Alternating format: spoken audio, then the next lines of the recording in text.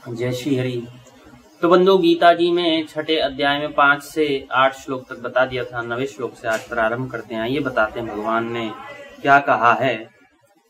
जो पुरुष सुहृद, मित्र, वैरी, उदासीन, मध्यस्थ, द्वेषी और बंधुगणों में तथा धर्मात्माओं में और पापियों में भी समान भाव वाला है, वह अति श्रेष्ठ है। अथवा जिसका कोई कल्याण चाहता हो,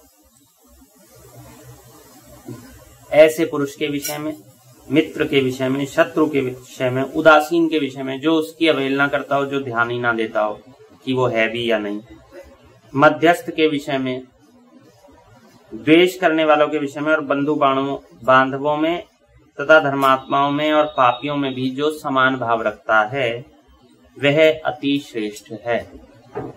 अर्थात इनके किसी क्रियाकलापों से ना तो बहुत हर्षित होता है, ना दुखी होता है। ऐसा व्यक्ति, ऐसे भाव वाला व्यक्ति बहुत श्रेष्ठ है। इसलिए उचित है कि जिसका मन और इंद्रियों सहित शरीर जीता हुआ है, ऐसा वासना रहित और संग्रह रहित योगी अकेला ही एकांत स्थान में स्थित हुआ निरंतर आत्मा को परमेश्वर के ध्यान में लगावे।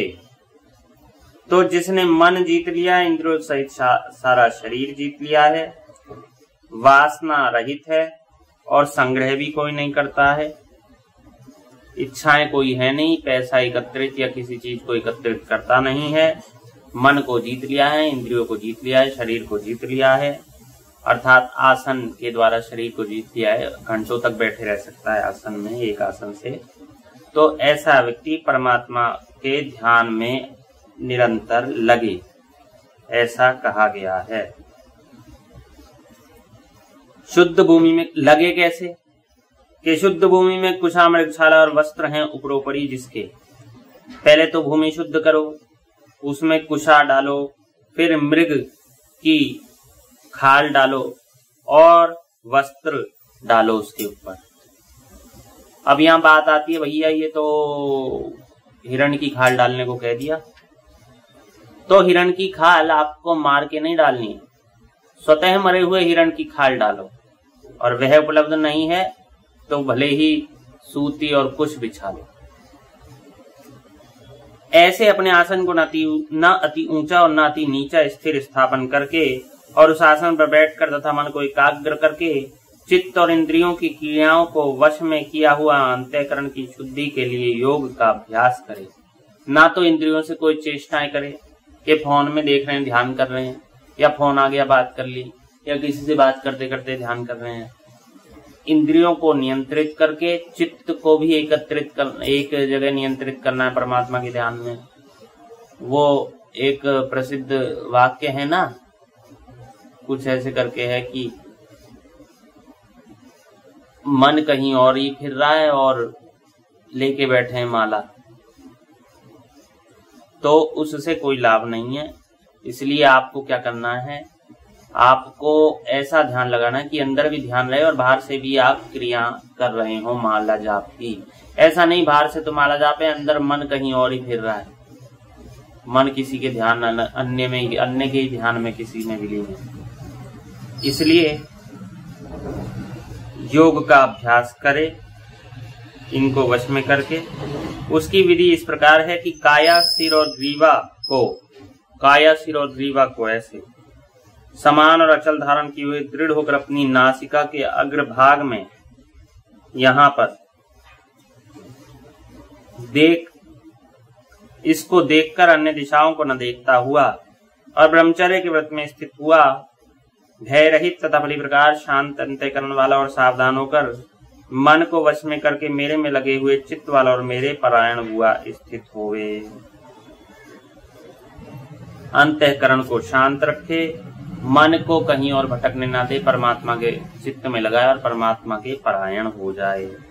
इस प्रकार आत्मा को निरंतर परमेश्वर के स्वरूप में लगाता हुआ स्वाधीन मन वाला योगी, जिसका मन उसी के अधीन है, किसी और के अधीन नहीं है, किसी और पर नहीं टिकता है, वो जहाँ चाहता है वहां टिकता है, मन को वश में कर लिया है जिसने, ऐसा योगी मेरे में स्थिति रूप परमानंद पराकाष्ठा वाली शांति को प्राप्त होता है। ऐसा पुरुष शांति को प्राप्त होता है। अब आप शांति के विभिन्न साधन भले ही कर लो, पर परमात्मा के बिना शांति उपलब्ध नहीं है। श्री राम बिना आराम नहीं, श्री राम बिना आराम नहीं, हरि भजन बिना विश्राम नहीं। श्री राम तुम्हारे चरणों में जब प्यार किसी का हो जाए, दो चार की फिर तो बात ही क्या, संसार उसी का हो जाए। तो ऐसा पुरुष शांति को प्राप्त होता है। परंतु हे अर्जुन, यह योग न तो बहुत खाने वाले का सिद्ध होता है और न बिल्कुल ही न खाने वाले का। बहुत अधिक ठूस ठूस के खाओगे तो भी यह योग सिद्ध नहीं होगा, और बिल्कुल ही नहीं खाओगे तो भी यह योग सिद्ध नहीं होगा। तथा न अति शयन करने वाले के स्वभाव का और न अत्यंत जागने वाले का ही सिद्ध होता है। 10-10 घंटे सोने वालों का सिद्ध नहीं होगा, और न ही 2-2, 3-3 घंटे सोने वालों का सिद्ध होगा। यह दुखों का नाश करने वाला योग तो यथा योग्य आहार और विहार करने वाले का, समुचित संतुलित आहार और व्यवहार करने वाले का सिद्ध होता है, तथा कर्मों में यथा योग्य चेष्टा करने वाले का और कर्मों में चेष्टा करते रहने वाले का और यथा योग्य शयन करने तथा जागने वाले का ही सिद्ध होता है। तो ये यहाँ तक हम आज करते हैं 17वें तक। 9 से 17वें श्लोक तक हमने किया। आशा है आप भी अपने मन को प्रयास करेंगे जीतने का, शरीर को जीतने का। वैसे तो हम इसे बोलने के अधिकारी नहीं है, क्योंकि हम स्वयं ही नहीं कर पा रहे हैं, तो आपको क्या ही बोले। पर यह है कि क्योंकि हम अध्ययन करते हैं तो इसलिए आपको बता दिया है। आप अपना हमसे अधिक उद्धार कर लें, हम तो ये चाहेंगे। तो ऐसे आप पालन करें। धन्यवाद। जय श्री हरि।